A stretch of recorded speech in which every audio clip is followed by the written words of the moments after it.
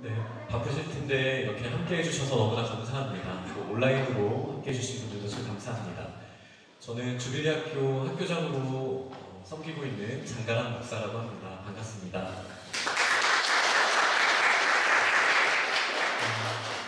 오늘 설명의 순서가 이렇습니다. 먼저 교무부가에서 저희 학교 철학과 또 어떻게 과목들이 구성되어 있는지 교육에 대해서 먼저 나누겠고요. 그 다음에 이어서 이제 행정적으로는 학교가 어떻게 이 교육을 실제로 감당하고 있는지 이제 그 다음에 이제 행정적인 부분을 말씀드리도록 하겠습니다. 그 후에 이제 다 같이 모인 자리에서 질문을 해주셔도 좋고요. 한 두세 질문은 여기서 받겠고요. 그다음에 이어서 뒤에 이제 부스에서 이제 아이들 자료들 살펴보시고 또 각 교실들을 둘러보실 수가 있습니다. 그 시간을 통해서 또 여기 와 계신 저희 재학생 학부모님들이나 아니면 저희 선생님들께 질문하시면 저희가 상세히 답변을 드리도록 그렇게 진행하도록 하겠습니다. 제가 먼저 기도하고 저희 설명회를 시작하겠습니다. 참 좋으신 하나님, 저희들에게 참 사랑스러운 자녀들을 주셨습니다. 저희가 믿음으로 또 지혜롭게 아이들을 양육하기를 원해서 지금 주님께 의지합니다. 특별히 주빌리를 통해 이 시간 만났습니다. 이 시간을 통해 저희가 도전받게 하시고 또 각 가정마다 맡겨주신 자녀들을 주님의 방법으로 지혜롭게 잘 양육할 수 있도록 저희 학교와 각 가정에 주님의 충만한 은혜를 허락하여 주옵소서. 예수님 이름으로 기도합니다. 네. 먼저 저희 교무팀에서 준비한 내용을 제가 대표로 설명을 드리도록 하겠습니다. 바로 전 오전 타임에 저희 유치부 과정이죠. 킨더 과정 마음학교에 대한 설명회를 저희가 잘 마쳤습니다. 저희는 확신하는 게요. 아이들이 학습을 하기에 앞서서 반드시 마음의 힘을 키워야 한다. 저는 정말 확신하고 있습니다. 물론 유치부 때 하면 가장 좋습니다. 하지만 초등 과정 때에도 여전히 우선순위는 마음에 있습니다. 저희는 여기 이름이 나오는 칼비테, 그 다음에 아들러, 샬롬 메이슨 이 세 분의 영향을 아주 많이 받고 있습니다. 특히 이제 칼비테라는 분은 그 아들인 똑같은 이름의 칼비테 자녀가 굉장히 탁월했거든요. 근데 늘 이걸 강조했다고 합니다. 경건한 마음보다 앞설 수 있는 것은 없다. 교육에 있어서 아이들의 마음의 상태가 잡히지 아니하면 어떤 좋은 지식을 주더라도 아이한테 결코 유익할 수 없다라는 철학을 가지고 계셨던 분입니다. 저희도 동일하게 생각합니다. 공부를 잘할 수 있고요. 세상 기준으로 여러 가지 지식을 얻을 수도 있지만 만약에 아이가 마음이 건강하지 못하고 마음이 행복하지 못하면 그게 무슨 소용이 있겠습니까? 그래서 초등학생이라 할지라도 물론 마음학교라는 이름은 저희가 유치부에 있지만 이 마음에 대해서 굉장히 강조하고 있습니다. 그래서 정말 아주 짧게 이 마음에 대한 이야기를 잠깐 하고 초등과정으로 넘어가도록 하겠습니다. 이제 마음이라는 표현은 굉장히 추상적이잖아요. 저희 주빌리학교에서는 이 세 가지 표현으로 조금 더 구체화해서 말을 하고 있습니다. 먼저 믿음, 감정, 의지입니다. 하나님과의 관계에서 우리가 약속을 붙드는 걸 믿음이라고 하죠. 이 믿음, 그리고 약속에 대한 소중함을 가지는 것, 그리고 무엇보다도 하나님의 자녀로서의 정체성을 가지는 것, 아이들이 가장 행복할 수 있는 비결 중에 하나입니다. 그래서 저희는 믿음에 대해서 초등과정도 물론 매우 강조하는 학교입니다. 그 다음 감정입니다. 보편적으로 감정은 저희가 수동적으로 받아들이는 문화가 있습니다. 근데 이제 미움받을 용기라든지 이런 책에서 아들러의 심리학을 좀 다루잖아요. 그래서 최근에는 이 아들러의 심리학이 그래도 많이 사람들의 관심을 받고 있는데요. 이 아들러가 계속 주장하는 건 뭐냐면 감정의 주체, 주인이 자기 자신이라는 것을 아이들이 어렸을 때부터 배워야 된다는 거예요. 어떤 상황이 되면 짜증나, 어떤 상황이 되면 행복하고, 난 이거를 가져야만 즐겁고, 감정은 그런 상태가 아니라 이런 환경이 몰려 들어왔을 때 물론 내가 영향을 받지만 나라는 자아가 그 감정을 결정하고 그 감정에 따라서 누리고 책임질 수 있다는 게 이제 아들러의 가장 중요한 골자거든요. 저희 학교도 이거에 대한 확신을 가지고 있습니다. 또한 이제 샬롬 메이슨 같은 경우는 습관 훈련을 통한 의지에 대한 강조를 매우 많이 합니다. 아이들이 너무 이쁘니까 저희는 아이들 그냥 원하는 대로 해주고 싶잖아요. 샬롬 메이슨은 자기가 목표 혹은 약속을 한 것에 대해서 최선을 다하고 그것을 이루는 그 기쁨을 가르쳐주는 게 어렸을 때 가장 중요하다는 거예요.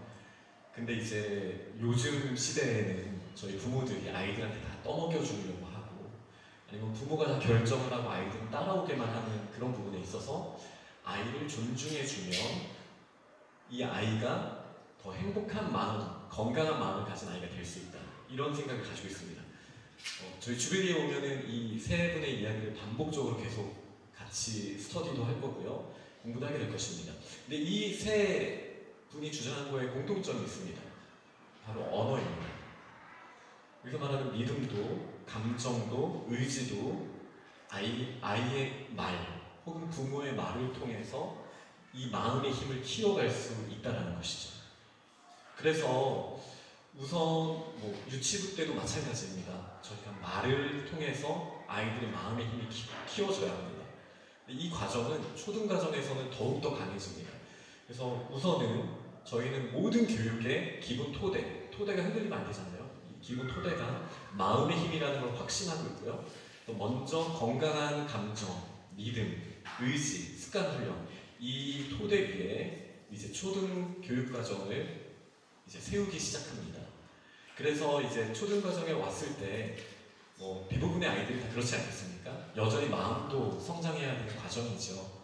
저희는 이 마음도 여전히 강조하면서 초등의 강조점을 이제 강화하면서 이제 커리큘럼을 운영하게 되는데요.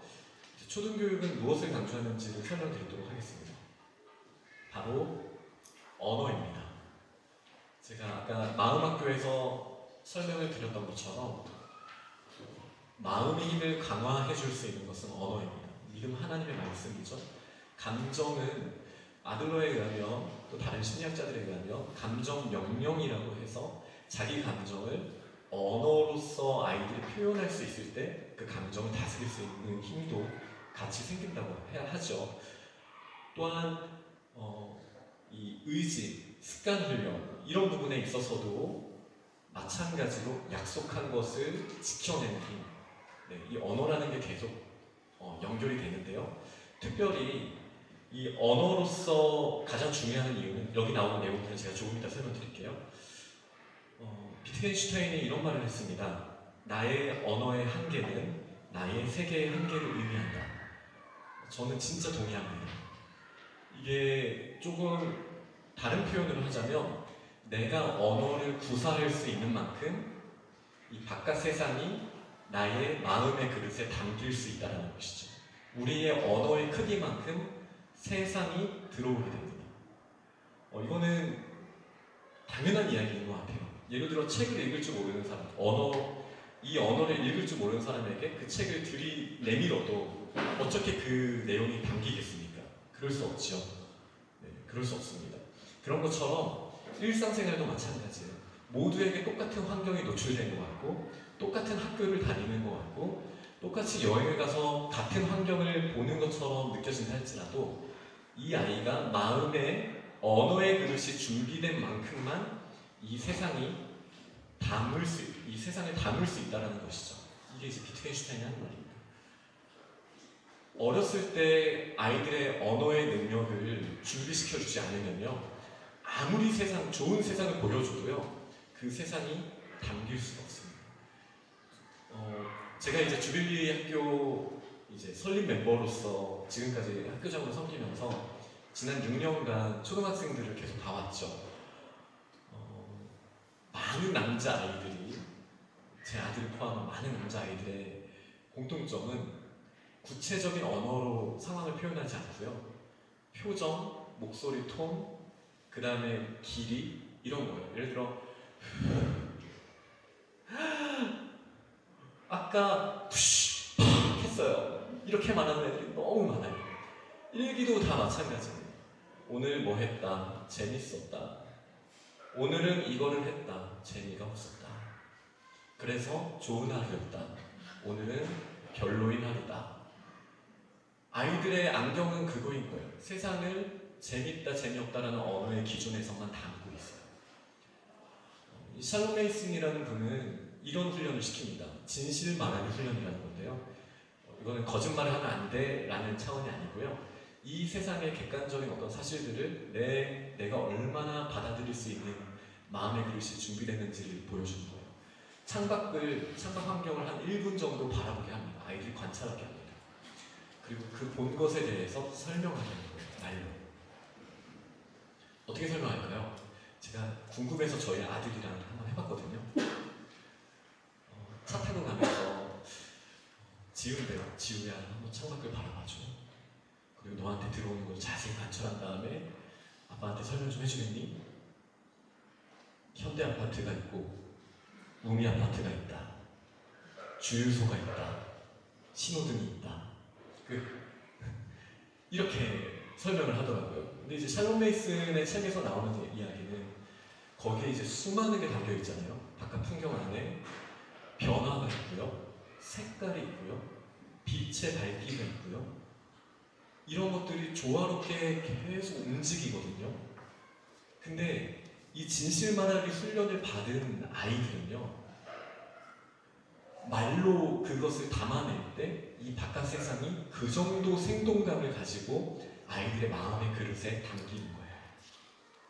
그런데요, 그 바깥 풍경을 보면서 우리 동네네, 맨날 봤던 거네 정도의 언어만 쓸 수 있는 아이들은요, 딱 그 정도의 세상만 품에 품고 있는 거예요.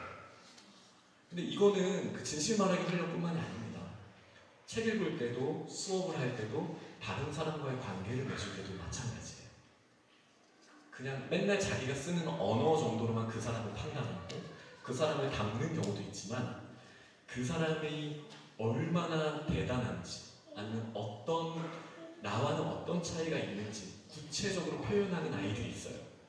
이게 자기도 모르게 그렇게 훈련하고 계속 언어를 쓰는 아이들은요, 바깥 세상, 내가 아닌 다른 무언가를, 아니면 다른 누군가를 굉장히 입체적으로 담아낼 수 있습니다.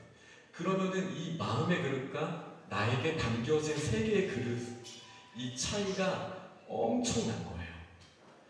그래서 이 샬롬 메이슨이 말하는 거는요, 이게 공부라는 거예요.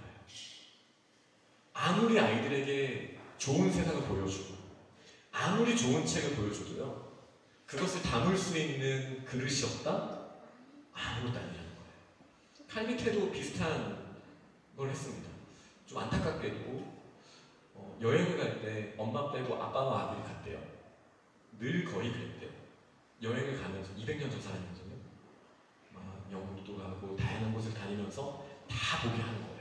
그리고 자기가 본 것을 집에 와서 생생하게 엄마한테 묘사하게 하는 게 칼밑에가 생각한 굉장히 중요한 훈련이었습니다.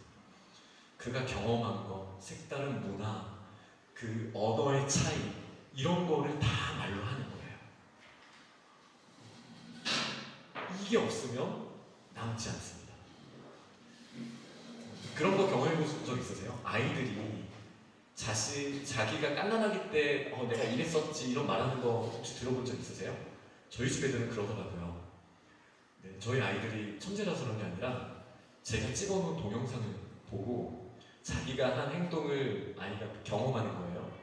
그리고 자기가 그걸 그렇게 했다라고 기억을 하더라고요. 이게 무슨 말이냐면요, 세상이 우리한테 옵니다. 근데 동영상으로 찍든 사진으로 찍든 아니면 우리의 마음에 담든 그거를 우리가 집중해서 관심을 가지고 담지 않는 이상은 우리의 것이 안 됩니다. 그냥 지나가 버리는 순간들도 너무나 많죠. 근데 그걸 녹음을 하든 아니면 그 향기이든 이미지로 남기든 영상으로 남기든 그것을 남겨서 우리의 마음의 그릇에 담는 순간 나의 세계가 확장되는 거예요. 그리고 더 큰 사람이 되는 거예요. 이게 교육이라고 칼밑에와 샬롬 메이슨은 반복적으로 이야기를 하고 있습니다. 저희 주빌리가 원하는 게 바로 그겁니다. 초등학교 때는요, 얼마나 많은 지식을 머리에 담느냐, 저는 하나도 중요하지 않다고 생각합니다. 물론 조금은 중요할 수 있겠죠. 하지만 그 비교 대상이 만약에 제대로 언어의 훈련을 받는 거라면 이게 훨씬 중요하다고 말씀드리고 싶어요. 제가 지금 말씀드릴 때 주빌리에 대해서 바깥에서 혹시 어떻게 들으셨는지 모르지만 저는 영어나 중국어의 중요성을 강조하려고 이런 말씀 드린 게 결코 아닙니다. 칼비태 교육의 특징은 모국어가 충분히 완성되기 전에 어느 정도 이게 자리 잡기 전에 외국어를 더 강조하는 것의 위험성에 대해서 아주 강조하고 있습니다.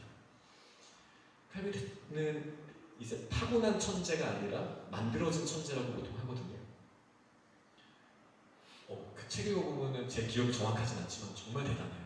9살 때 프랑스어를 했고 10살 때 스페인어를 했고 라틴어를 했고 그리고 대학 교수가 10대 때 됩니다. 80대까지 쭉 교수를 합니다. 그러니까 정말 엄청난 천재였대요. 그런데요, 그 칼비태의 아버지 목사님이 하신 말씀은 그럼에도 자기 언어로 충분히 바깥 세상을 받아들일 수 있는 그릇이 준비가 안 되어 있을 때 그걸 인지라고 하거든요. 혹은 직관력이라고 하거든요. 칼비태의 표현으로는요. 이 직관력이 형성이 안 됐을 때 자꾸 외국어를 시키고 아니면은 문자 교육을 시키고 본인이 듣고 말하고가 원활하게 준비가 되지 않았는데 자연스러운 교육이 아니라 삶이 아니라 그냥 무거운 옷을 입힌 것 같은 그런 교육 때문에 아이들이 망가진다라고 이야기를 했었어요. 저는 정말로 동의합니다. 그래서 저희 그 유치부에서 저희가 강조한 게 부모님과의 충분한 대화. 얼마나 어려운지 저도 잘 알고 있습니다. 저도 3남매 아빠거든요. 정말 힘들다는 거 저도 잘 알고 있습니다. 하지만 부모님과의 충분한 대화, 충분히 책을 읽어주고 그 다음에 그 진실 말하기 훈련처럼 샬롬 메이슨의 진실 말하기 훈련처럼 무언가를 경험하고 나서 그거를 말로 바꿔주는 훈련이 이 초중과정 때 충분히 되지 않으면 저는 어떤 공부를 해도 그렇게 효율적이지 않을 거라고 생각을 하고 있습니다. 물론 제가 그렇게 잘 가르치는 아빠다라고 말씀드리는 게 약간 부끄러운 면도 있지만 주빌리를 통해서 제가 경험한 것은 분명히 그 길을 가시는 가정들에는 정말 좋은 열매들이 보인다는 것이죠. 그래서 제가 좀 아주 길게 설명을 좀 드리긴 했는데요. 정말 한 가지를 남기셔야 된다면 초등가정 때 언어예요. 언어. 아이가 들을 수 있는가 말할 수 있는가. 이게 훈련이 된 아이들. 초등학교 때 이것만 되잖아요. 그러면 어떤 공부를 해도 잘할 수 있습니다. 아니 다른 사람과의 관계도 마찬가지입니다. 그 아이들이 담은 세상의 그릇이 큰 만큼 다른 사람들을 받아줄 수가 있거든요. 그래서 저희는 언어 교육을 굉장히 강조합니다. 저희가 기대하기는 여기 쓰여져 있는 것처럼 언어, 건강한 마음의 지혜를 더하다. 그래서 마음의 힘을 키우는 상태에서 언어 능력을 키워나가는 이것이 이제 저희가 꿈꾸는 모습입니다. 네, 이렇게 강조한 그럼 언어 수업을 주빌리 학교에서는 어떻게 하는가 설명드리도록 하겠습니다. 물론 이런 커리큘럼이 있으니까 여기 보내주시면 다 됩니다. 이런 차원은 사실 결코 아닙니다. 이거는 삶의 양식으로서 부모님과의 관계가 훨씬 중요하다고 저희는 알고 있습니다. 하지만 학교에서도 그런 부분들을 충분히 돕기 위해서 노력해서 이렇게 하고 있는데요. 우선 국정교과서를 사용합니다. 하지만 일반 학교에 비해서 저희가 국정교과서를 쓰는 시간이 그렇게 충분하진 않습니다. 혹시나 뒤에 국어교과서가 놓여져 있는 학년이 있다면 아마 교과서가 다 채워지진 않을 거예요. 저희는 꼭 필요한 부분을 선생님이 말씀하시고 그 부분만 아이들이 쓰는 것보다는 말로 자기 표현으로 할 수 있도록 저희는 노력하고 있기 때문입니다. 저학년 1학년, 2학년은 일주일에 2타임 국정교과서를 활용한 수업이 있고요. 3학년부터 6학년까지는 한 번의 국어 수업이 있습니다. 그 다음에 이제 함께 읽기 1학년들은 아직 저희가 문자, 글에 대해서 익숙해져야 되는 나이라고 생각하진 않습니다. 처음 만나고 배울 수 있는 나이지만 그래서 이때에는 독서 수업을 저희는 선생님들이 읽어주신 아이들이 그 그 언어의 그릇을 선생님과 함께 넓힐 수 있는 그런 목표를 좀 가지고 있고요. 2학년부터는 그 학년별로 읽을 만한 책을 천천히 꼼꼼히 이렇게 곱씹어서 읽을 수 있는 훈련을 같이 하고 있습니다. 그 다음에 이제 또 저희가 언어를 강조하는 학교이다 보니 좀 전문적인 선생님들의 도움을 받고 싶어서 한 3년 전부터인가 2년 전부터인가 한우리 수업을 외부 한우리 강사 선생님들이 오셔서 진행을 하고 있습니다. 물론 일반적으로 한우리는 4명이 하기 때문에 좀 다릅니다. 저희는 한 반에 한 분의 선생님이 오셔서 수업을 진행하는데요. 그래도 그 또래별로 꼭 읽으면 좋은 양서들을 또 좋은 시스템으로 어휘, 논리 이런 식으로 꼭 그 나이대에 필요한 단계별로 아이들이 언어의 그릇 넓히기 훈련을 하고 있습니다. 그 다음에 이제 한 칸 띄어서는 영어입니다. 영어는 저희 학교에 내년이 되면 지금도 원어민 선생님 3분이지만 한 분은 파트로 계시거든요. 내년이 되면 이제 풀타임 원어민 선생님 3분이 계시게 될 텐데 한 학년당 이 회화 위주, 일단 초등과정은 말하기 듣기가 정말 더 중요하거든요. 그래서 말하기 듣기 위주의 랭귀지 아츠라는 수업이 하루에 한 타임씩 있습니다. 하루에 한 타임씩 있고요. 아마 그 첨부해드린 나중에 참고하실 수 있는 저희 그 스코프 앤 시퀀스라는 게 있어요. 거기 보시면 과목별로 학년별로 어떻게 배우는지 더 자세히 나와 있는데요. 여기서 좀 간단하게 설명을 드리면 초등 저학년, 고학년을 저희가 나누어서 내년에는 이제 레벨별로 이 말하기 듣기의 수업의 경우는 레벨별로 나눠서 이제 수업을 좀 하게 됩니다. 1, 2, 3학년 중에 언어의 그릇에 외국어, 여기서는 외국어죠. 하지만 제 경험으로는 우리말 직관력이 큰 애들은 영어 금방 배우긴 합니다. 정말입니다. 그 1, 2, 3학년 아이들 중에 영어가 이제 처음 접하는 편입생들도 있으니까 아이들이 예를 들어 이제 A 그룹에 있다면 이제 조금 익숙한 이제 2학년 레벨 정도가 이제 B 그룹, 이제 3학년 레벨 정도가 C 그룹 해서 그 학년이 섞여서 레벨별로 이제 수업을 하게 됩니다. 그래서 말하기 듣기를 저희가 그렇게 강조하고요. 다만 1, 2학년 그러니까 A, B 레벨과 또 C, D 레벨, EF 레벨에서 강조하는 게 물론 다르지만 기본은 말하기 듣기입니다. 기본은 말하기 듣기고요. 이 말하기의 뼈대에서 이제 쓰기가 뻗어나가는 거고 듣기의 뼈대에서 리딩이 이제 뻗어나가는 게 가장 자연스럽습니다. 그래서 예를 들어 1, 2학년 때는 쓰기의 뼈대로서 파닉스도 좀 배우고 아니면은 아주 간단한 단어, 아주 기초적인 스트럭처 정도는 잡지만 그 구조 자체는 저희가 말하기로 잡는 목표를 가지고 있습니다. 그래서 나중에 그 참고 자료를 좀 더 자세히 보시고요. 그 다음에 1학년을 제외하고는 저희가 이제 SOT 수업이라는 걸 합니다. 스쿨 오브 투마로우라고요. 미국의 이제 자기주도 학습을 하는데요. 여기에 강조점은 키워드는 수준별, 개별, 그리고 완전 학습.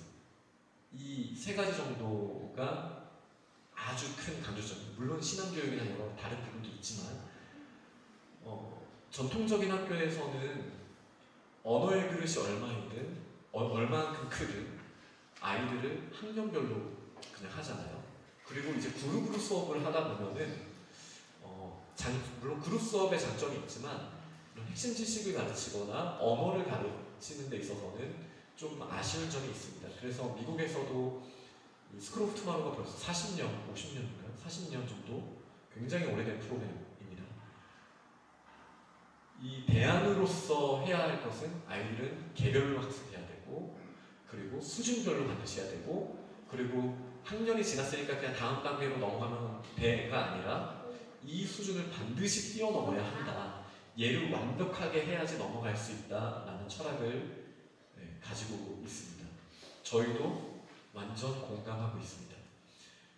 그래서 또 특히 칼비테 같은 경우 3명 이상 가르치는 것도 불가능하다. 동시에 이렇게 이야기를 했었거든요. 공부는 1대1이다. 이렇게 이야기를 칼비테가 하는데요. 어떤 부분에서는 그래야 되는 면이 분명히 있기는 합니다. 그래서 저희는 지금 앉아 계신 이곳에서 아이들의 SOT 수업을 하고요.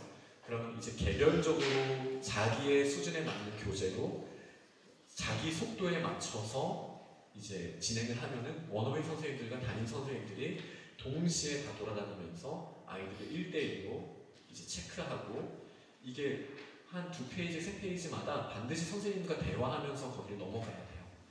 나중에 저기 뒤에 저희가 SOT 교재가 있으니까 한번 참고로 보시면 되겠습니다. 그래서 계속 배운 거를 오럴 테스트하고 퀴즈 보고 또 체크업이라는 걸 하고 그 다음에 이제 셀프 테스트를 보는데요. 그 한 교재에서 배운 내용의 90점을 넘어야만 셀프 테스트를 통과시켜줍니다. 그리고 셀프 테스트를 보고 나서는 그 당일날 파이널 테스트를 보지 않고요. 그 다음날 하루 그 책 없이 하루 생활한 다음에 그 다음날 파이널 테스트를 보게 해서 이 파이널 테스트도 점수를 통과해야만 다음 단계로 넘어갈 수 있습니다. 그래서 그냥 넘어가는 경우는 SOT는 없습니다. 그러다 보니 아이들한테 빈 공간이 없이 언어 훈련을 체계적으로 받을 수 있다. 그리고 미국 초등학교 레벨 한 2학년, 3학년까지만 기초를 잘 잡으면 나중에 4, 5학년은 쭉쭉 아이들이 올라가더라고요. 그래서 나중에 한번 참고 삼아서 SOT를 보시면 되겠습니다. 그래서 저희 주빌리 초등과정의 영어 수업은 크게 2트랙인데요. 하나는 아까 말씀드린 말하기 듣기 위주의 원어민 선생님과의 수업이 하루에 한 타임씩 있고요. 또 다른 하나는 또 이 SOT라고 해서 개별 학습, 뭐 Reading, Science, Math, 그 다음에 Social Studies 이런 각 과목을 영어로 선생님과 대화로 그 다음에 또 글을 읽는 걸로 쓰기로 이렇게 훈련을 받고 있습니다. 1학년 같은 경우는 문자와 익숙하지 않기 때문에 SOT를 저희가 담임 선생님과 프리 SOT라는 걸 먼저 하고요. 이것도 거의 대부분은 말하기 듣기 훈련입니다. 이렇게 영어 수업은 준비가 되어 있고요. 이제 중국어 같은 경우는 일주일에 2타임씩 내년에 그렇게 준비가 되는데요. 기본적으로는 회화입니다. 저희가 회화, 성조 발음을 아주 강조하고 있고요. 그 다음에 이제 3학년, 4학년 되면서 이제 한자 쓰기를 중국어로 한자 쓰기를 좀 하고요. 그 전에는 또 그 후에도 병음이라는 걸 읽거든요. 그 병음을 읽고 발음하는 훈련을 하고요. 그 다음에 이제 초등학교 때 이제 HSK 1과 HSK 2급 이렇게 시험을 준비하면은 150단어, 300단어를 목표로 아이들이 공부를 합니다.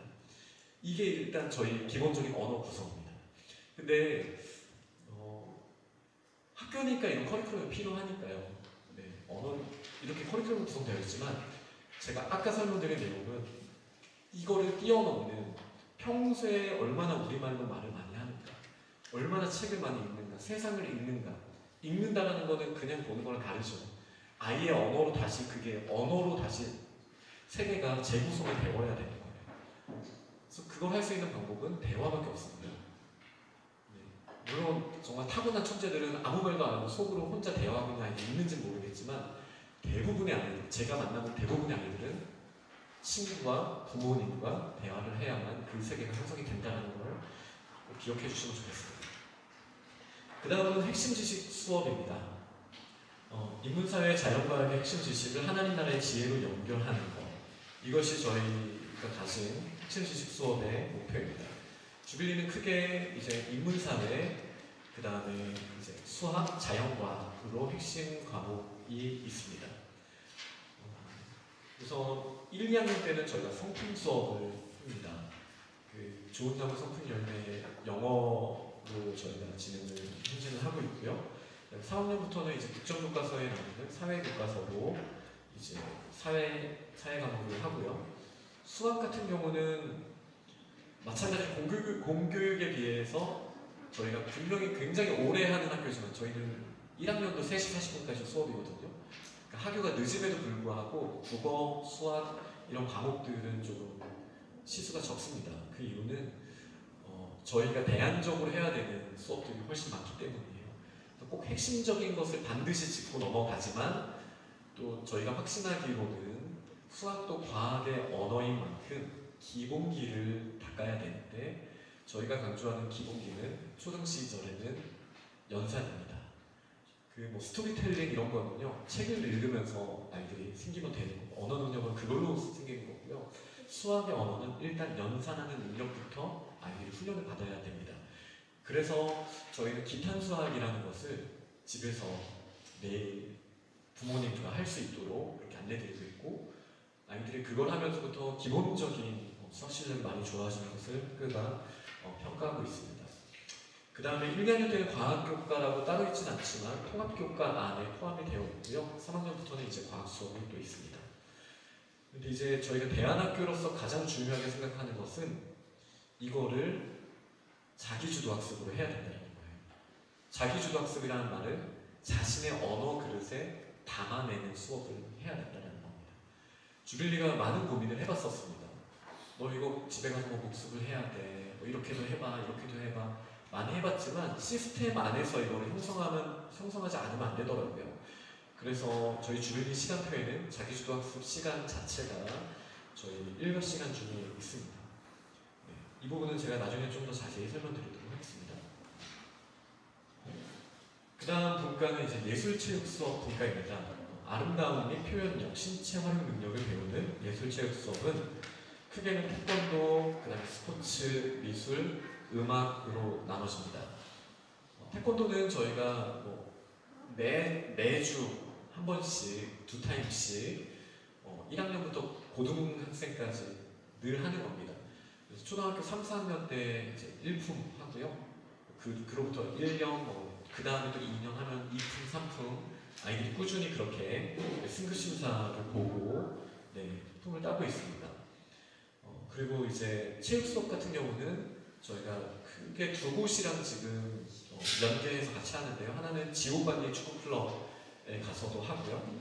또 하나는 이제 업스포츠라고 실내 농구할 수 있는 이렇게 두 기관에 가서 아이들이 실내 농구, 또 지옥반리 같은 경우는 실내 축구장도 있고 실외도 있어서 그렇게 저희가 축구 혹은 농구, 또 상황이 좋을 때는 또 약대원에 가서 야구를 하기도 하고 그렇게 다양한 스포츠들을 전체가 다 하고 있습니다. 미술도 저희가 아트포유라는 전문기관으로 아이들이 가서 거기에서 학년별로 체계적으로 미술을 고등학교까지 이 예술 체육 수업은 초등부터 고등까지 계속 연결되는 수업입니다. 그 다음에 이제 음악 같은 경우는 저희가 굉장히 오랫동안 1, 2학년도 클래식 악기를 해왔지만 이제 올해부터 이거를 변화를 좀 줬습니다. 1학년 때부터, 1학년 때는 사실 아이들이 선택할 수 있는 악기가 바이올린밖에 없거든요. 그러다 보니까 이 아이들이 악기를 좀 싫어하는 현상이 조금 생겼어요. 1학년 때부터 시키다 보니까. 그리고 막상 아이들이 게으름이나 음악 기초 이런 부분에 대한 게 좀 부족하다라고 저희가 같이 판단하게 되어서 1학년, 2학년은 합창 수업과 음악 이론 수업을 먼저 합니다. 아이들이 크게 노래를 부르고 게이름도 배우고 음악의 기초를 충분히 배운 다음에 그러면 이제 3학년 때는 원하는 악기를 뭐든지 이제 선택을 할 수 있습니다. 현재 저희가 하고 있는 악기는 현악기에는 첼로, 바이올린 보통 이렇게 하고요. 그 다음에 관악기는 트럼펫, 플룻, 그 다음에 클라리넷 현재는 그렇게 하고 있습니다. 그리고 악기에 관심을 안 갖는 3학년 이상 아이들도 있더라고요. 그래서 내년에는 타악기도 해서 아이들이 일단 그럼 너희는 리듬감에 집중하자, 때리는 거에 집중하자 이렇게 해서 이제 타악기까지 내년에는 구성될 예정입니다. 그리고 아이들이 나이가 자라에 따라 악기는 점점 확장될 예정이고요. 이 수업들은 정규 교과 안에 다 포함이 되어 있는 수업입니다. 그래서 저희 나중에 시간표를 보시겠지만 금요일마다 이제 개별 악기 선생님들이 오셔서 이제 그룹별로 수업을 진행해 주십니다. 이렇게 해서 저희는 예술체육 수업을 균형 있게 아이들이 계속 경험할 수 있도록 학교 커리큘럼에 넣었습니다. 이게 왜 중요하다고 생각하냐면 샬롬 레이슨의 살아있는 개념, 또 칼비테가 계속 강조하는 개념도 경험이거든요. 경험한 거를 언어로 자기의 마음에 새겨야 자기게 된다는 거예요. 근데 그냥 운동 좋아하는 애들은 운동만 하고 책 좋아하는 애들은 책만 읽고 그러면 반쪽 세상이 된다는 거죠. 다양한 경험을 할 수 있도록, 특히 어릴 때 부족하더라도 다양한 경험을 하다 보면 결국은 다 즐거워하고 재밌어 하거든요. 성장도 하고. 그래서 저희는 다양한 활동을 하게 하는 것을 아주 중요한 목표로 삼고 있습니다. 그다음에 또 가장 중요하다고 할 수 있는 경건, 공동체성, 소명을 위한 지혜 수업이 주빌리학교의 큰 특징이죠.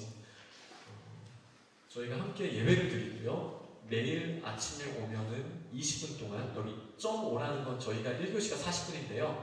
0.5는 20분 수업을 말하는 겁니다. 그래서 매일 20분씩 하기 때문에 일주일에 이제 2.5차 시간 되는 건데요. 밤별 경건회를 통해서 지혜 말씀 암송도 하고 큐티도 하고 또 찬양도 하고 기도 제목도 나누고 이렇게 경건한 마음을 좀 키우기 위해 이렇게 노력을 하고 있고요. 저학년일수록 이제 공동체 수업이 좀 더 많고요. 고학년일수록 다른 핵심 교과라든지 수업들이 조금 더 들어가게 됩니다. 그래서 HR 나중에 시간표 보실 때 HR이라는 노란색 부분은 담임 선생님이 공동체성을 세우기 위해 이제 진행하시는 수업들입니다. 지금은 저희가 이제 코로나 특별 기간이라서 아이들에게 쉬는 시간과 점심 자유 시간을 좀 없앴습니다. 그래서 아이들이 그냥 마음대로 돌아다니는 게 아니라 담임 선생님이랑 같이 놀이 활동을 이제 그래도 학년별로만 그래도 뭉치는 게 더 좋다라고 저는 판단을 해서 학년별로 곳곳에 돌아다니면서 놀이 활동을 하든지 이렇게 조금 그렇게 변화를 좀 줬는데요. 이 공동체 수업이 아이들한테 매우 중요합니다. 그 다음에 이제 성경 관련해서는 1학년 때는 저희가 구약인물, 그리고 2학년 때는 신약인물, 3, 4학년 때 교리, 5, 6학년 때는 이제 세계관, 이렇게 저희는 틀을 잡고 아이들이 성경과 하나님의 말씀을 이렇게 배우고 있고요. 물론 굳이 이런 카테고리가 아니더라도 이 지혜 수업이나 아니면 공동체 수업에서 하나님의 말씀을 계속 나누고 있죠. 그 다음에 여기에 또 더 들어가야 될 게 일반 국정 교과서에 있는 걸로는 안전보건입니다. 안전보건 수업이 있어서 아이들이 먹거리 안전이나 생활 안전, 여러 가지 안전에 관련해서 또 건강에 관련해서 아이들이 또 배우고 있습니다. 물론 성교육도 여기 안에 카테고리에 포함이 됩니다. 그 다음에 이제 이 정규 교과 외에 이제 저희가 하고 있는 것은 경험하는 만큼 아이들이 배울 수 있기에 다양한 경험을 주는 게 참 중요하다고 생각을 하고요. 그래서 여기에 나와 있는 내용들을 저희가 하기 위해 노력하고 있습니다. 첫 번째는 가정 연계를 통한 습관 훈련입니다. 제가 이걸 계속 반복하는데요. 제일 중요합니다. 가정에서 아이들이 습관 훈련이 드는 만큼 아이들이 성장한다. 그래서 저희 주빌리는 매일 부모님들이 집에서 아이들을 위해 하셔야 되는 일들이 있습니다. 제가 조금 이따가 좀 더 자세히 설명을 드릴게요. 그다음에 올해는 조금 어려움이 있었지만 코로나 상황으로 좀 특수한 경우고요. 한 달에 한 번은 저희가 현장 체험을 하는 게 아이들 교육을 위해 좋다고 판단을 해서 좀 나가서 자유롭게 아이들이 생활을 하고 또 눈에 담아올 수 있도록, 마음에도 언어로 바꿔서 담을 수 있도록 현장 체험을 월 1회 하고 있고요. 또 방과 후 프로그램은 나중에 시간표에 안 넣어놨겠구나. 어딘가에 제가 적어놨습니다. 거기에 보시면은 언어 수업도 있고 다양한 특기 수업이 있습니다. 발레라든지 야구, 테니스 같은 스포츠라든지 요리 수업이라든지 아이들이 즐거워할 수 있는 그런 것부터 밴드부도 있고요. 그 다음에 또 플래시 각기 이런 방과 후 활동들을 할 수 있고요. 그 다음에 저희 학교에서 지금 현재는 한 거의 40명이 좀 넘네요. 저희가 4팀이 어린이 청문대를 가고 있습니다. 어린이 청문대는 별내에 있고요. 의정부 쪽에 있는 별내에 있는데 1년 프로그램입니다. 한 달에 한 번씩 가서 청문 관측하고 별자리 내서 배우는 건데 아이들이 매우 좋아합니다. 단점은 비용이 든다라는 건데 그것 빼고는 다 만족도가 높으신 것 같아요. 부모님들도. 근데 이게 개별적으로 가기 어렵거든요. 그래서 학교에서 차량을 같이 가서 아이들이 이 청문 활동을 할 수 있도록 하고 있고요. 제 꿈은 천체 망원경을 저희 학교에 두는 거 곧 1년 전부터가 제가 꿈을 꾸고는 있는데요. 제 카메라 하나 팔면 될 것 같긴 한데 꿈꾸고는 있습니다. 애들이 너무 좋아하더라고요. 별 보고. 특히 요즘에 화성을 계속 보거든요. 화성 얘기 많이 하고 그렇습니다. 아이들이. 별을 품는 아이들이 너무 멋진 것 같습니다. 그다음에 스키 학교는 저희가 매년 해왔는데요. 이제 작년부터는 저희가 대안학교라서 좀 아쉬운 것도 있지만 장점도 있습니다. 또 국가에서 지원해주는 프로그램 비용이 있어요. 올해부터 그랬습니다. 작년에는 저희가 이제 신청을 해서 선별해가지고 저희가 이게 뽑히면은 비용을 지원해주고 그랬었는데, 올해부터는 남양주에 있는 8개인지 9개인지 대안학교에 학생 수별로 이렇게 비용을 나눠줘서 이제 저희 프로그램을 진행할 수 있는데, 작년에도 올해도 저희가 스키장 비용을 여기서 많은 부분 나라에서 지원을 받고 또 본인 부담 일부 해서 스키 학교를 아이들이 가게 됩니다. 여기 천마산 스키장에 가고요. 또 워낙 가깝다 보니까 그렇게 한두 번 경험한 아이들이 이제 스키 시즌권을 끊어서 이제 자주 가게도 되고 그런 상황입니다. 그리고 올해는 저희한테 기회가 왔었는데 아쉽게도 이제 그 코로나 때문에 진행 못했는데요. 승마 학교도 이제 국비 지원으로 저희가 될 수 있었습니다. 이렇게 좀 외부에서 지원해 주시는 프로그램들이 좀 있습니다. 그래서 아이들이 좀 다양한 이런 프로그램들을 할 수 있고요. 또 사실 저희 지금 테니스 클럽 같은 경우도 저희 학부모께서 테니스 코치셔서 저 뒤에 가보면은 중고등부 자리에 테니스 라켓이 하나 있거든요. 근데 그게 이제 이게 정현 선수가 만진 라켓이라고 주신 거라 제가 그냥 한번 갖다 놔봤는데요. 네.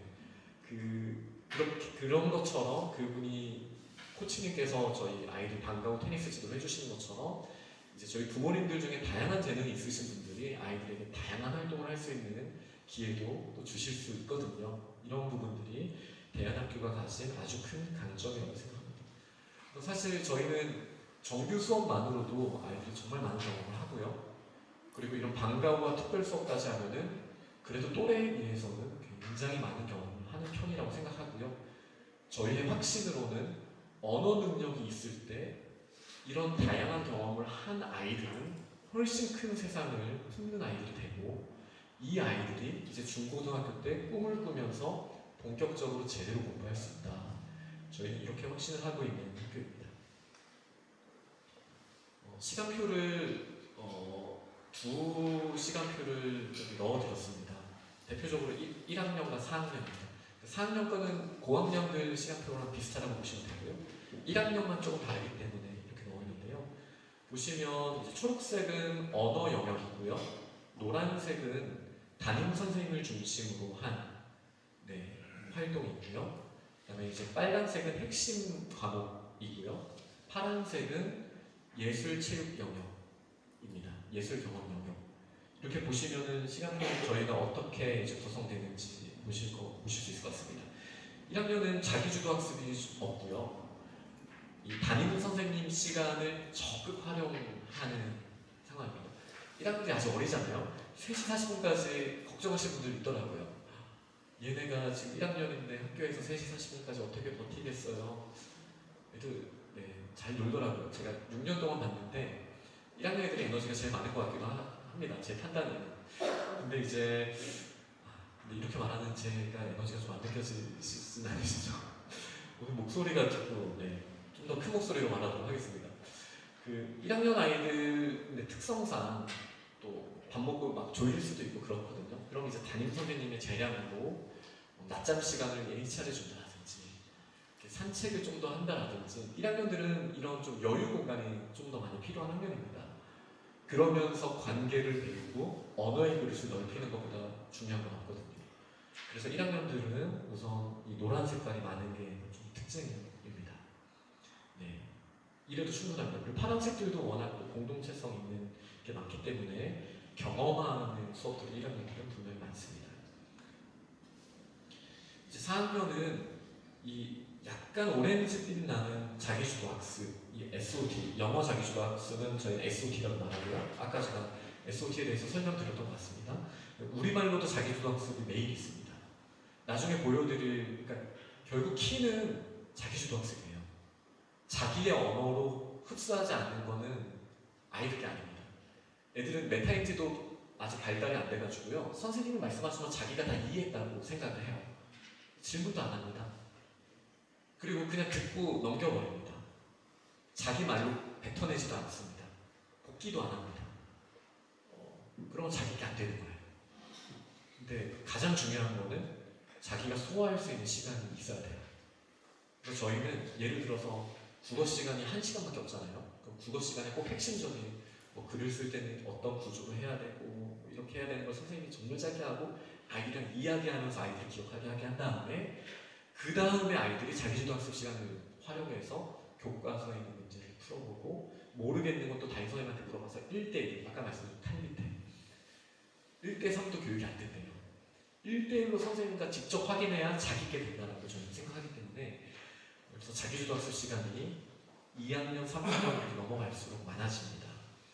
아마 나중에 혹시나 중고등 오시면 깜짝 놀라실 거예요. 자기주도가 너무 많아서 놀라실 거예요. 네. 그래서 저희 자기주도학습이 좀 이제 9학년 되면 많아지는 것을 보실 수가 있습니다. 그러면은 이거는 사실 학교 교육이고요. 근데 초등학교 때 학교 교육보다 훨씬 중요한 거는 가정 교육이거든요. 이 면을 저희가 학교에서는 가정과 어떻게 연계하고 있는지를 좀 설명드리겠습니다. 샬롬 메이스는 교육은 땡땡이다. 이 세 가지로 딱 묘사를 합니다. 교육은 환경이다, 습관 훈련이다, 그리고 살아있는 개념이다. 이 세 가지로 교육을 딱 정리합니다. 그리고 이 샬롬 메이슨 교육철학을 만난 후 저희 주빌리 학교는 조금 더 튼튼한 학교가 되었습니다. 건강한 학교가 되었습니다. 이전에는 학부모들의 마음, 특히 대안학교를 보낼 정도의 관심이 있는 부모님들의 마음은 뭐냐면요. 내가 저런 좋은 학교에 비싼 돈 주고 보내니까 저 학교에서 우리 아이들을 잘 만들어줄 거야 라는 자세였다면 이제 샬롬 메이슨과 칼비트를 만난 이후에는 부모님의 역할이 얼마나 중요한지를 저희 학부모들이 잘 아세요. 그리고 부모님들이 쏟아주시는 만큼 아이들이 성장하는 걸 실제로 보게 됩니다. 저희는 데이터를 다 모으거든요. 부모님 숙제도 있고 아이들 숙제도 있고 이 데이터를 다 모읍니다. 그러면 이제 연말에 그 기준을 가지고 뭐 장학생도 나오고 여러 가지 우수상도 주게 되고 저희는 그냥 성취한 걸로 하지 않고요. 과정을 보고 상을 주거든요. 그런데 공통점이 있어요. 가정에서 이 습관 훈련을 끝까지 잘 관심 가져주신 아이들이요. 되게 잘해요. 습관 훈련도 좋고 언어 능력도 좋고 그다음에 관계도 아무래도 그 다른 사람의 감정을 자신의 언어로 이해하다 보니까 이런 부분이 더 잘 되는 걸 저희가 보게 됩니다. 네. 그러니까 학교는 똑같은데 네, 가정에서의 훈련이 저는 큰 차이를 만든다고 생각을 합니다. 환경이다, 교육은 환경이다라는 말은 무슨 말일까요? 뭐 좋은 집, 아니면 좋은 교재, 좋은 학교 이런 곳에 보내면 아이들은 다 된다라는 의미가 결국 아닙니다. 아이들은 모방하며 배우잖아요. 교육은 모방이거든요. 어떤 모델이 있고 그 모델을 따라가는 게 교육입니다. 교육이 환경이다라는 말은 아이들에게 모델이 되어줘야 된다는 의미입니다. 부모가 아이들한테 가장 큰 환경이거든요. 부모가 서로 사랑하는 모습, 부모가 대화하는 모습, 부모가 약속을 지키는 모습 이런 모습을 보여주는 것보다 좋은 교육은 없다라는 게 샬롬 메이슨의 1번 완전 공감합니다. 저도 잘 못하면서 공감은 정말 많이 됩니다. 제가 이것만 좀 더 잘했어도 라는 생각을 할 때가 참 많습니다. 근데 두 번째는 교육은 습관 훈련입니다. 습관 훈련이라는 말은 다른 말로 하면 아이들에게 성숙도를 주는 겁니다. 성숙도라는 게 뭘까요? 자기가 책임지는 아이가 된다는 거예요. 이거는 습관 훈련 없이는 생길 수가 없습니다. 예를 들어 어렸을 때 방치되는 아이들이 있어요. 그냥 엄마의 감정에 따라서 아이들의 행복이 결정되는 아이들이 있어요. 혹시 어떨 때 치킨 드세요? 집에서? 아이들이 쪼르면 그냥 사주시나요? 아니면 아이들이 쪼를 때 내가 기분이 좋으면 사주시나요? 아니면 저희 집도 한동안은 그러려고 노력했는데 요즘에는 그냥 다시 제가 먹고 싶을 때 하는 때가 많은데 저희 집은 한동안은 그렇게 했거든요. 우리가 이 미션이 끝나면 치킨을 먹는 거야. 약속이야. 그러면은 치킨은 우리의 감정에 의해서 오는 존재가 아니라 우리가 함께 책임감을 가지고 약속한 것을 감당해냈을 때 우리가 누릴 수 있는 권리가 되는 거거든요. 근데 습관 훈련이라는 게 바로 그런 거예요. 아이들한테 책임감을 가르쳐주고 그 책임감의 그릇만큼이나 누릴 수 있는 권리가 많아진다는 것을 가르쳐주는 거예요. 이거 없는 아이들은요, 성숙할 수가 없습니다. 제대로 배울 수가 없습니다. 저희는 다 인스턴트잖아요. 그냥 세상이 그렇잖아요. 미디어 세상이. 저 옷만 입으면 나도 이뻐지겠다, 멋있어지겠다. 저것만 먹으면 나도 살 빠지겠다. 저 화장품만 바르면 나도 이뻐지겠다. 다 이런 광고를 저희가 보고 있거든요. 그러면 이 습관 훈련이라는 것은요, 내가 없는 것에 나의 평소의 생활 습관이 얼마나 중요하다는 것을 아이들한테 가르쳐줘야 된다는 거예요. 저 어렸을 때 아직도 기억납니다. 제가 어렸을 때요, 저 야구를 좀 좋아했었거든요. 잘하지는 못했지만 변화구를 너무 던지고 싶은데 아무도 안 가르쳐줬어요. 근데 문방구에 갔더니요, 변화구 공이라고 파는 거예요. 공이 이렇게 돌아가는 공이 있었어요. 그래서 커브에 맞춰서 던지면은 커브가 된대요. 제가 돈을 모아가지고 그걸 샀어요. 근데 기억은 희미한데 던져도 그렇게 원하는 대로, TV에서 봤던 대로 안 갔던 걸로 저는 기억을 합니다. 모두가 다 이런 식이에요. 저 학원 가면 영어 잘해. 뭐 저기 가면은 뭐 수학을 잘할 수 있어.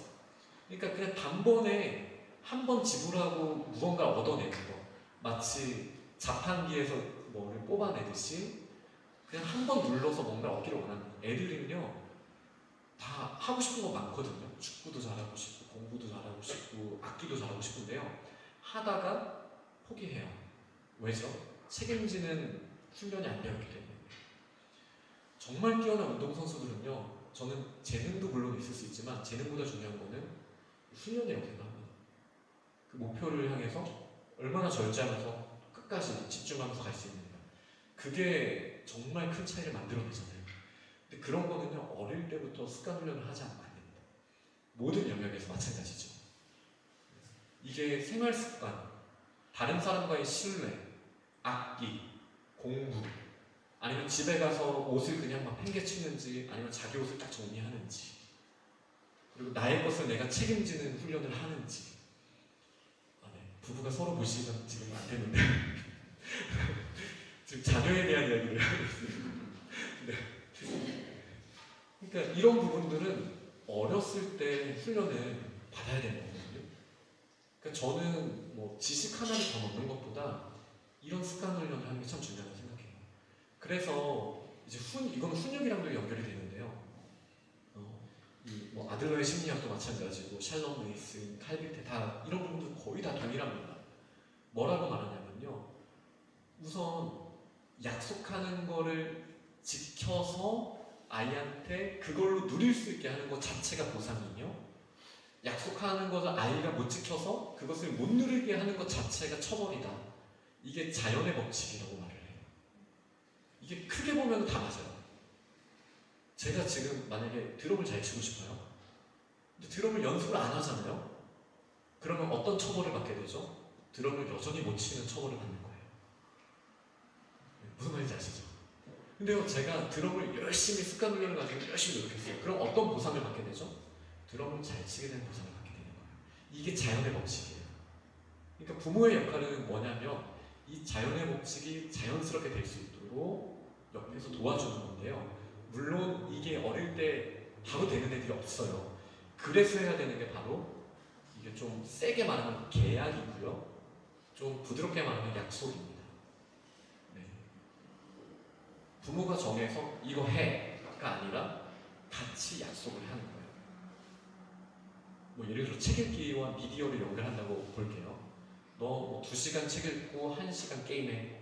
이렇게 부모가 이렇게 전달해 주잖아요. 그럼 아이들은 주도적으로 되는 게 아니라 부모에 의해서 또 결정되는 거거든요. 그런데 아이와 대화를 하면서 아이와 함께 결정을 하는 거죠. 물론 저희가 말을 더 잘하고 저희가 담을 수 있는 세계가 훨씬 크기 때문에 저희 의도대로 될 거예요. 그렇기는 하지만 자녀와 함께 결정을 하는 거예요. 그 다음에 그것을 책임지고 갔을 때 아이들이 누릴 수 있는 권리, 그걸 책임지지 못했을 때 아이들이 누릴 수 없는 권리를 명확하게 해주면 그것 자체가 보상과 처벌이 됩니다. 집에서 애들이 마음껏 냉장고를 여나요? 먹고 싶을 때 간식 그냥만 먹나요? 아마 제가 예상하기로는 그런 아이들은 감사하는 별로 모를걸요. 왜요? 자기 마음대로 다 할 수 있는데 뭐가 감사하겠어요? 뭐 스마트폰, 뭐 미디어 보고 싶을 때 다 보나요? 자기가 주인이라고 착각할 거예요. 근데 문제가 뭐냐면요, 진짜 주인은 컨트롤이거든요.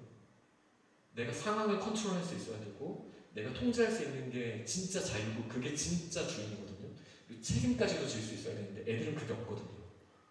아이들한테 그게 없는데 책임질 수도 없는 아이한테 그게 자유인 것처럼 막 풀어주잖아요. 아이들의 감정이 컨트롤이 안 됩니다. 의지도 컨트롤이 안 됩니다. 그러면서 망가지는 거예요. 하고 싶을 때 하다가 짜증나고, 하다가 실증나고. 그런데 그 소중한 권리를 하기 위해서 내가 책임져야 될 것, 내가 먼저 해야 될 것을 약속했으니까 그걸 하면서 권리까지도 연결하게 되면요, 아이들이 훨씬 행복해집니다. 저희 집 아이들이 아침에 짜증 많이 낼 때가 있었어요.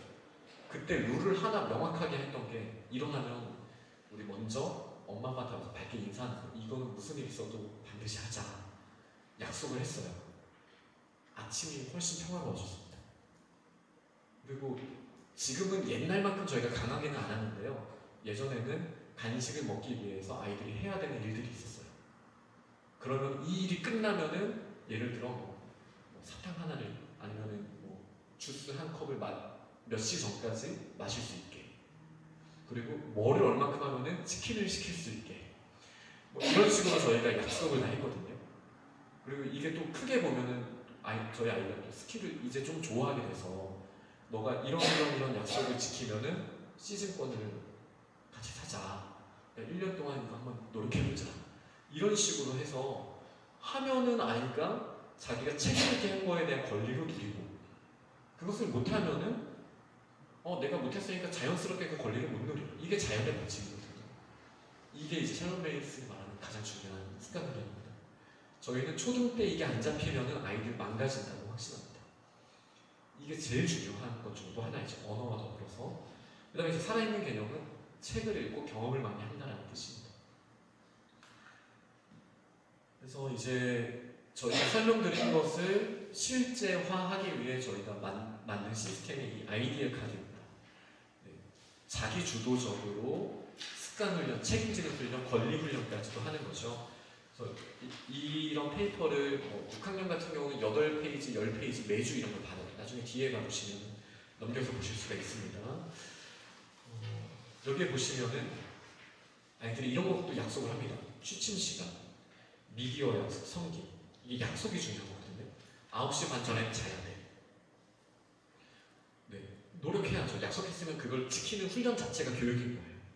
그리고 이 약속이 부당하면 다시 약속을 내지면 돼요. 그 순간 감정으로 말고 일주일에 한 번 정해진 시간에. 그렇게 해서 이제 뭐 미디어는 예를 들어 뭐 책을 몇 개 보고 학교 숙제 다 한 다음에 뭐 엄마가 허락한 내용의 거를 30분 하기, 이런 식으로 이제 일단 체크를 하는 거죠. 섬김. 예를 들어 저희 집 빨래는 2학년, 초등학교 2학년 저희 딸이 하거든요. 잘하더라고요. 세제 놓고, 피존도 잘 놓고, 세탁기도 잘 놓고. 그러면 이제 그게 끝나면 이제 5학년 저희 아이가 이제 건조하거든요. 이런 식으로 이제 각 가정에서 우리는 책임 있는 구성원들이니까 아이들한테 책임지는 훈련을 시키는 거예요. 그 책임지는 훈련을 시키면 어떤 유익이 있습니까? 책임은 권리와 함께 오는 거예요. 네. 저는 그렇게 생각합니다. 저는 그래도 이 자리에 있는 분들 중에 제가 주빌리에 대해서는 가장 긴 시간 책임감 있게 이제 시간을 써왔잖아요. 그만큼 이렇게 더 자신 있게 말할 수 있는 힘이 더 저에게 생긴 거죠. 왜죠? 제가 책임 있는 시간을 보냈기 때문이죠. 마찬가지로 각 가정에서도 아이들이 진짜 행복하고 권리를 누리려면 그거에 상응하는 책임이 반드시 있어야 돼요. 엄마 아빠가 다 해주면요, 애들은 감사도 못 배우고 책임지는 것도 못 배우고 끝까지 어려워요. 계속 의존죠. 제가 주빌리 학교에서 정말 놀랐던, 애들이랑 놀러 가면요, 더우면 막 옷을 벗어요. 목사님 하고 저한테 걸쳐주려고 하는 거예요. 물통을 들고 가다가 놀고 싶으면 목사님 하고 저한테 또 주려고 하는 거예요. 근데 제가 딱 한 번 빼고는 한 번도 받아준 적이 없습니다. 책임을 가르쳐주기 위해서. 그렇게 훈련을 받으면 달라요. 이거 안 되는 애들은요, 쓰레기통이 있는데 선생님한테 줘요. 선생님 쓰레기, 도대체 집에서 어떻게 생활하길래. 네. 그런 부분이 훈련되는 게 아이들이 성숙한 아이들이 되는데 가장 좋은 건데 이 일은 가정에서부터 되는 겁니다. 가정에서 되는 겁니다. 지금 보시는 건 이제 권리입니다. 그렇게 해서 저희가 아이들 학교에서 약속한 집에서 해내야 되는 수많은 약속들이 있어요. 또 집에서는 부모님과 약속하는 내용들이 세부적으로 있습니다. 그것을 일주일 동안 해냈을 때 저희는 그 권리로서 여기에 있는 이제 쿠폰을 아이들에게 주게 됩니다. 이제 예를 들어 이제 제 쿠폰을 설명드리면 아까 이번 주 암송 구절이 있었거든요. 응원이에요, 응원. 근데 아이들이 그거를 일주일 동안 영어, 중국어, 우리말로 아이들이 암송을 완성하게 되면은 그 다음 주에 이제 제이 프리빌리지라는 걸 받습니다. 주빌리 특권이라는 특별한 권리, 책임에 대한 권리거든요. 이거 보상이랑 다른 차원입니다. 보상이랑 다른 차원인데 아이들이 누릴 수 있는 거예요. J를 예를 들면 이 F라는 거는요 프리패스예요. 저희는 SOT 수업 때 굉장히 엄격한 룰, 의자도 바른 자세로 앉아서 일어나면 의자 꼭 넣어야 되고 뭐 스코어하러 가도 뭐 하러 잠깐 의자에서 일어나야 되면은 반드시 선생님이 오실 때까지 그냥 그 자리에서 기다리고 있어야 돼요. 그런데 이 F가 있는 애들은 선생님의 허락 없이 프리패스입니다. 엄청난 특권이죠. 이런 애들은 SOT도 훨씬 빨리 공부합니다. 이거 H는 하이패스입니다. 예상이 되시죠? 하이패스. 급식 줄 안 서고 앞으로 가서 받는 하이패스가 있습니다. 특권이죠. 지금은 이제 코로나 때문에 저희가 도시라고 하니까 좀 하이패스 느낌이 별로 없지만 P는 이제 플레이 쿠폰입니다. 저희 학교가 물론 저희 약대울 운동장도 있고 주변에는 좋은 운동장들이 많지만 학교 안에 뛸 수 있는 공간이 충분하지 않아서 다양하게 아이들이 놀 수 있는 놀거리들이 좀 있어요. 근데 이 P쿠폰이 있는 아이들이 우선 쓸 수 있는 그런 P쿠폰이 있습니다. 저쪽에 앉으신 쪽에서 왼쪽으로 보시면 주변에 마켓이 있습니다. 여기 보시면 A로 살 수 있는 거, B로 살 수 있는 거, C로 살 수 있는 아이들의 뭐 간식 혹은 뭐 놀거리들이 있어요. 그러면은 아이들이 모은 이건 일주일 있으면 다 소멸되거든요. 일주일 동안 아이들이 저기서 사기도 하고 누릴 수 있는 특권을 어려서부터 배우는 거예요. 근데 이게 정말 놀라운 게 뭐냐면요. 한 3년 전에는요. 이렇게 했을 때 해오는 애들이 별로 없었어요. 왜냐면 엄마들이 힘들거든요. 아빠들도 너무 힘들고 집에서 챙겨줘야 되니까. 그래서 받으면 정말 소수였는데 지금은요. 저희가 코로나로 온라인 기간을 한 때가 좀 있었거든요. 그때 집에서 엄마들이 아빠들이 칼을 갈고 생활습관 훈련을 하신 거예요. 그래서 옛날 같았으면 이렇게 많지 않은데 지금은 정말 많은 아이들이 이 쿠폰을 많이 받습니다. 너무 감사해요. 이 말은 뭐냐면 책임지는 훈련을 아이들이 더 많이 하게 되었고 성장하게 되었다는 뜻이거든요. 저는 개인적으로 너무 감사하고 참 좋습니다. 이렇게 다양한 영역으로 아이들이 쿠폰을 받아서 권리를 배우게 됩니다. 책임지는 만큼 누린다. 그 다음에 이제 자기주도 학습에서 정말 중요한 부분은 여기 꼴카드라고 적혀있는 겁니다. 물론 1학년은 이게 없습니다만 2학년부터는 이 꼴카드가 참 중요하고 고학년이 될수록 참 중요합니다. 나중에 이제 고학년들 아이들 카드를 보시면 아이들이 꼴카드를 어떻게 쓰는지 보실 텐데 저는 제 욕심 같아서 좀 더 구체적으로 썼으면 좋겠는데 그거는 이제 저희가 잘 해봐야겠죠. 아침에 아이들이 오면 자기들이 해야 할 공부를 적습니다. 그래서 뭐 예를 들어 성경은 어디를 읽을 거고 국어는 핵심 수업 때 이만큼 배웠으니까 몇 페이지부터 몇 페이지까지 할 거야. 이런 거를 저희가 데이터를 다 이 아이들 카드에 같이 주거든요. 이번 주는 국어를 어디부터 어디까지, 뭐 숙제는 뭐 이런 걸 다 자료를 줍니다. 뭐 아이들이 그거랑 교과서를 참고해서 뭐 기탄 수학이라든지 뭐 여러 가지 자기가 해야 될 거 아침에 씁니다. SOT 때도 어떤 과목을 얼만큼 할지를 아이들이 다 일단 빼곡하게 다 적습니다. 월요일 칸 이렇게 다 적고 그러면 이제 선생님들이 사인을 해줘요. 그리고 그 하루를 지나면서 이 미션을 해내는 그 훈련을 하는 거예요. 자기가 책임의 그릇을 자기가 세워놓고 자기와 약속을 하고 책임지는 훈련을 하는 겁니다.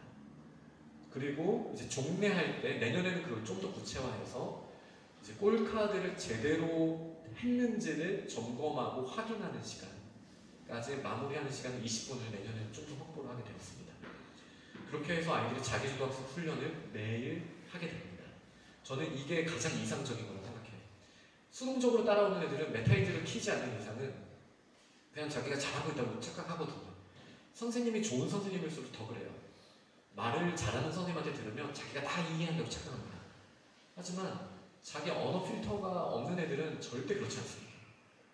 자기 걸로 안 남아요. 한번 집에서 물어보세요. 다음 주 월요일에 오늘 뭐 배우고 왔니? 아이들이 얼마나 구체적으로 얘기하는지 한번 보세요. 그것만큼 인지 능력이 지금 깨어져 있는 거거든요. 그런 대화를 꼭 해야 됩니다. 그래서 그런 대화를 잘 하실 수 있도록 저희가 여기 보시면 아래쪽에 체크리스트라는 게 있는데요. 이 체크리스트 오른쪽에 보면 P 프리빌리지라는 게 있어요. 이게 부모님 페어런팅 프리빌리지의 약자입니다. 엄마 아빠가 신경 써 주셔야만 아이들이 받는 상이에요. 기탄 수학 엄마 아빠가 채점도 해주셔야 되고요. 하루에 저희가 한 3분에서 5분 정도는 하거든요. 그거를 꼭 부모님이 체크해 주셔야 돼요. 라주도 할 수 있도록 독려해 주시고, 저기 나중에 컴퓨터로 보실 수 있는데 저 영어 프로그램입니다. 하브르타는 저희는 그냥 보통 말하는 그런 하브르타는 아니고요. 인격적인 대화, 오늘 있었던 일을 그 샬롬 메이슨의 진실 말해본 것처럼 네가 경험한 일을 자세히 좀 이야기해 주겠니? 이런 식으로 저희가 대화를 하는 걸 하브르타라고 합니다. 함께 읽기. 엄마 아빠가 책을 읽어주는 만큼 아이들의 언어 그릇이 제일 빨리 큽니다. 이게 최고입니다. 저희 학교에서 소위 공부 잘하는 아이들은요, 엄마 아빠가 책을 많이 읽어준 아이들이에요. 저는 이거 데이터를 가지고 확신하고 있습니다. 네. 그래서 함께 읽기, 부모님이 함께 읽어주시 체크하는 거예요. 그 다음에 매일 가정예배. 그래서 가정예배만 주 7번, 나머지는 주 5회 이상을 하면은 아이들이 피플빌리지를 받게 됩니다. 그래서 이제 그런 상들을 받으면 이런 상장도 받고요. 그 다음에 아까 말씀드린 그 쿠폰이나 다른 특권들도 아이들이 누릴 수 있게 됩니다. 여기까지가 제가 교무적인 부분을 설명드렸고요. 자, 지금부터는 행정 부분을 말씀드릴 텐데요. 먼저 저희 선생님들을 먼저 한번 소개해 드리도록 하겠습니다.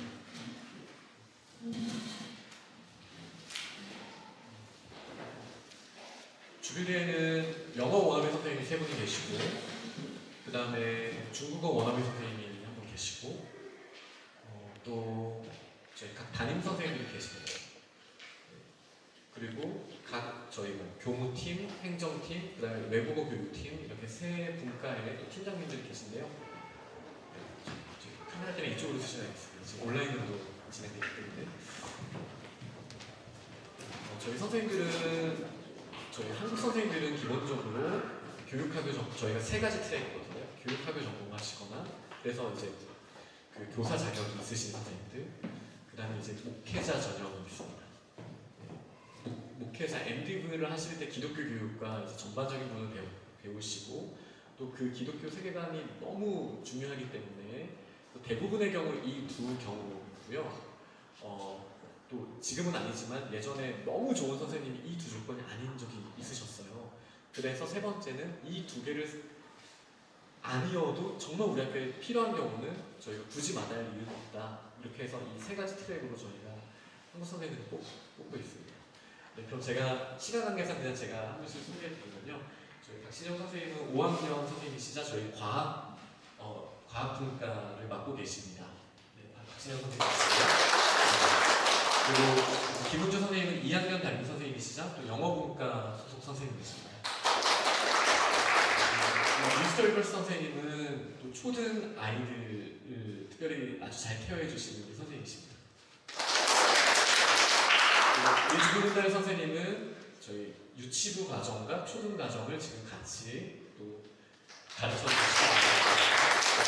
사실 이 두 분은 제가 개인적으로 너무 감사하고 너무 자랑스럽게 생각하는 선생님들이신데요.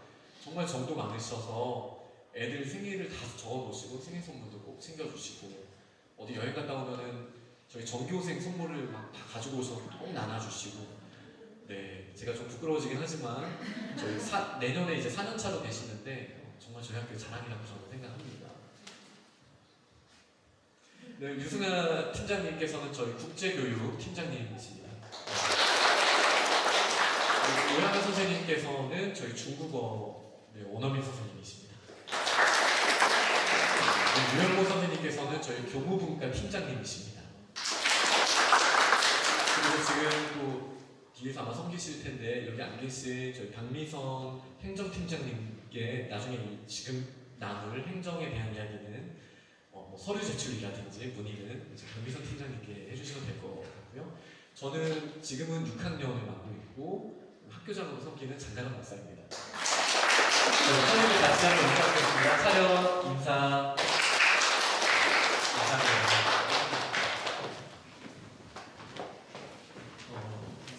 저희가 이 분과별로 팀장님들과 함께 설명의 내용을 준비했지만 너무 많은 걸 전달하려다 보니까 그냥 제가 계속 빠르게 넘기도록 하겠습니다.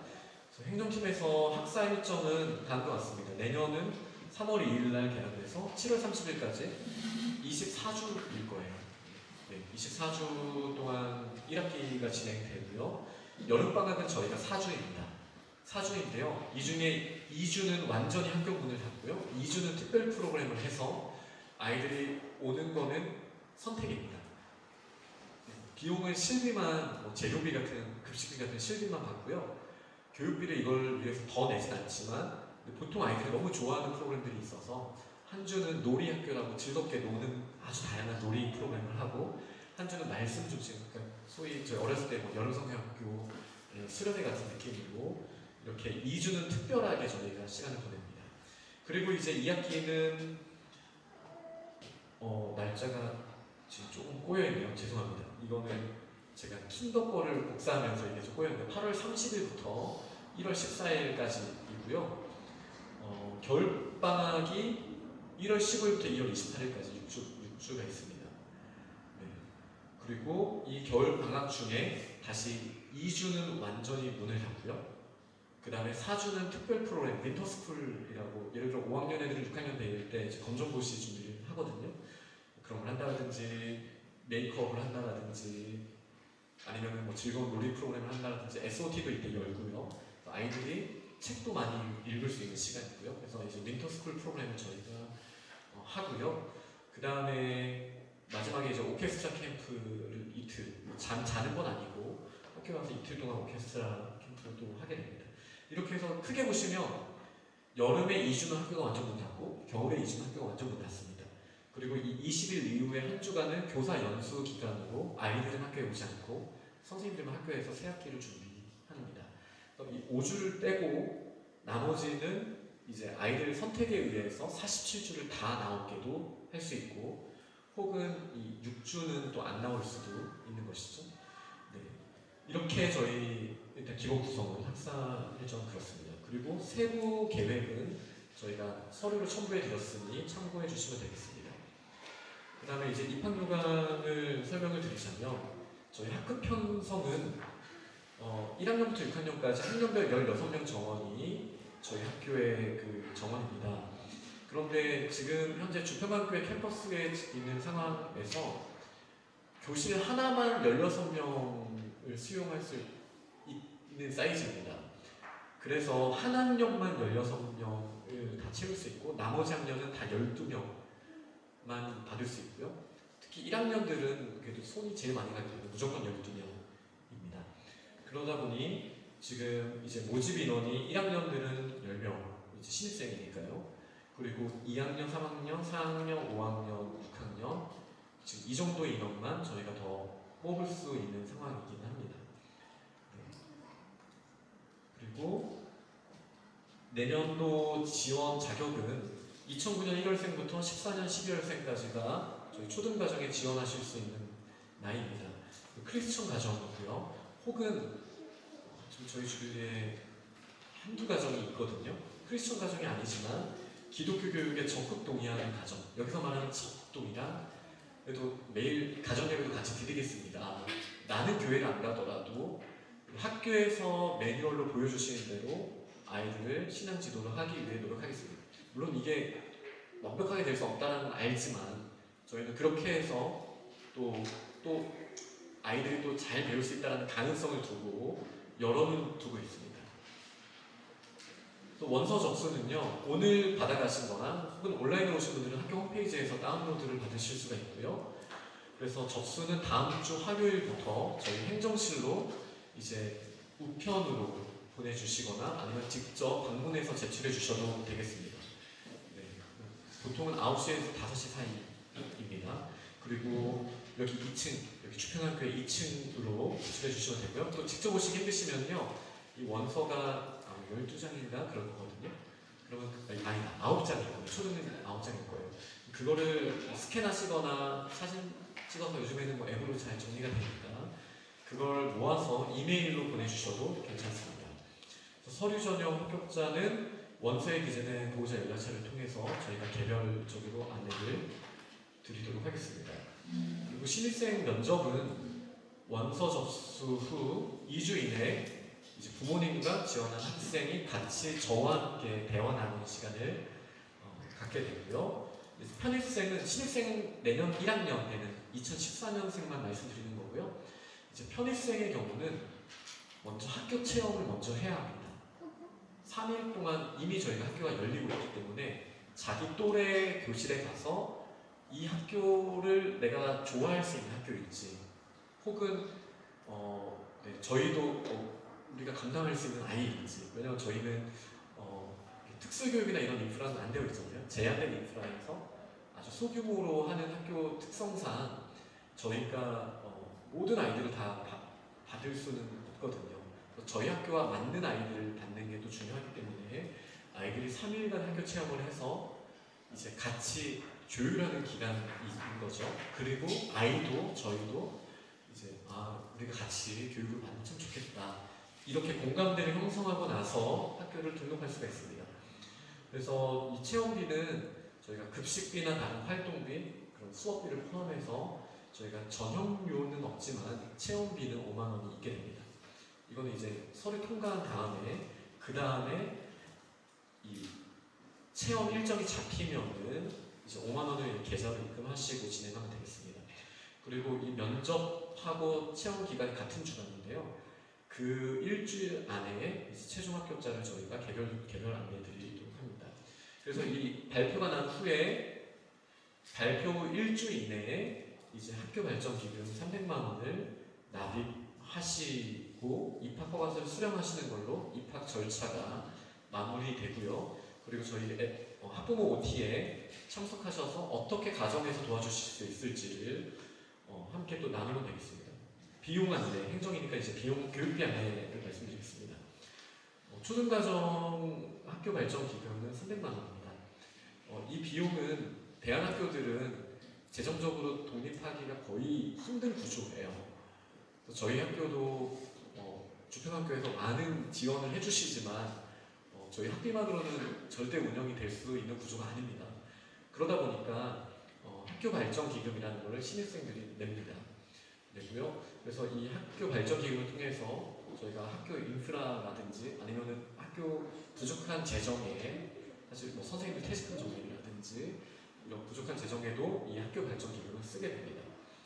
그래도 중고등가정보다 쌉니다. 네. 이게 위로가 되실지 모르겠지만, 그리고 아마 많은 대안학교들도 꽤 많은 발전 기금을 받는 걸로 알고 있습니다. 저희는 지금 규모에서 이렇게 동참하시면서 공동체로 오시는 게 좋겠다라고 말씀을 드리고요. 근데 이 한 번의 목돈이 너무 부담스러우시다면 저랑 좀 이야기를 하시면서 이게 안 받는다는 건 아니지만 같이 좀 말씀드릴 여지는 드리겠습니다. 근데 이제 다자녀의 경우 둘째는 100만 원이고요. 셋째 이후는 내지 않습니다. 가정이 같이 분담하는 그런 느낌입니다. 학기 교육비는 초등가정의 경우는 원래 학기 납이 기본입니다. 3, 4, 5, 6, 7, 8이 1학기 납이고요. 9, 10, 11, 12, 1, 2가 2학기 납인데요. 이거를 이제 6개월로 분납합니다. 그러니까 방학 기간에도 교육비가 있다는 말씀이에요. 그래서 한 달에 65만 원입니다. 네. 올해와 똑같습니다. 오르지 않았습니다. 급식비는 남양주시에서 지원을 해주기 때문에 한 끼에 한 2,000원 정도의 자부담이 있습니다. 근데 이제 더 깎지는 않을 텐데 지원을 더 해준다면 급식비는 좀 더 낮아질 수 있습니다. 저희가 급식비 지원받은 지 얼마 안 됐거든요. 그 전에는요, 급식비만 한 달에 10만 원, 11만 원 이렇게 냈었습니다. 근데 지금은 한 급식비를 한 3만 원 정도, 4만 원, 많을 땐 4만 원 정도 이렇게 급식비에서 조금은 그래도 지원을 받고 있습니다. 그리고 이제 필요경비라는 게 주비대에는 있습니다. 필요경비는 이제 학급 운영비는 말 그대로 반에서 담임 선생님이 아이들을 위해 쓰는 비용입니다. 이렇게 저희가 쓰고 있고요.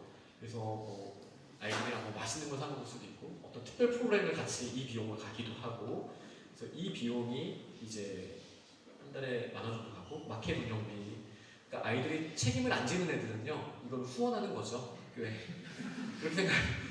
쿠폰을 안 받아서 저기를 안 간다 그러면 한 달에 7,000원씩 학교에 후원한다 뭐 이런, 그게 이제 자연의 법칙입니다.